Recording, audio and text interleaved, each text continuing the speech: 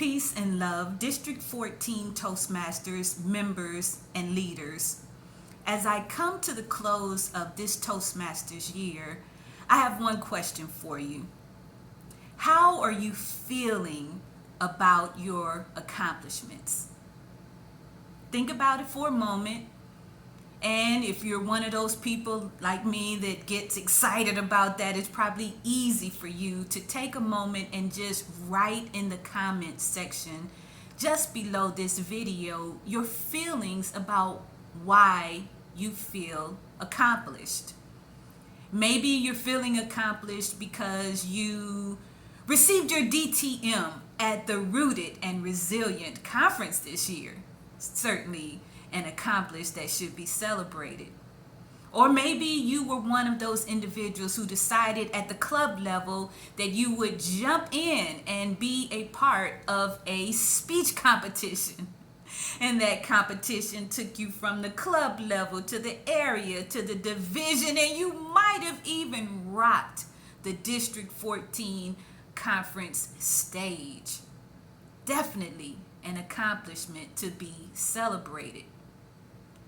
All I know is whatever it is that you committed to at the beginning of this year, it is worthy of celebration right now. And although we are not at the end because we have just, 5-6 more days until this year ends, I want you to consider what you can do to assist your club in achieving its DCP goals.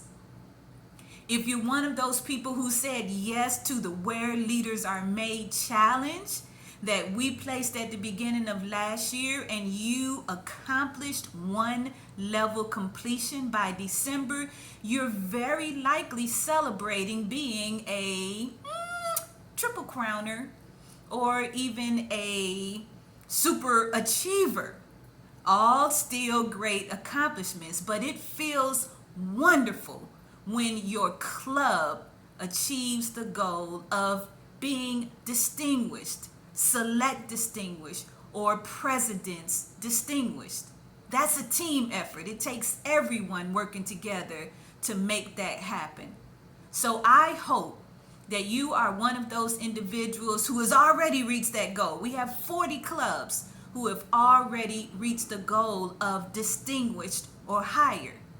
But our captain of the Where Leaders Are Made train, he is saying that we have more than 51 distinguished clubs in District 14. And I believe it. Sadie, she believes that. So we want to see you jumping into action. Not by Sunday, because we do not have any Sunday Toastmasters Club meetings. But by Saturday night, midnight, we want to see that your club has crossed the finish line as a distinguished club or better. In closing, I will say that this year I have been certainly challenged as a leader. I faced some realities that I never thought I would have to, but guess what? Through the Pathways Learning System, I was able to not conquer the challenges inside of Toastmasters, but those challenges outside of Toastmasters as well.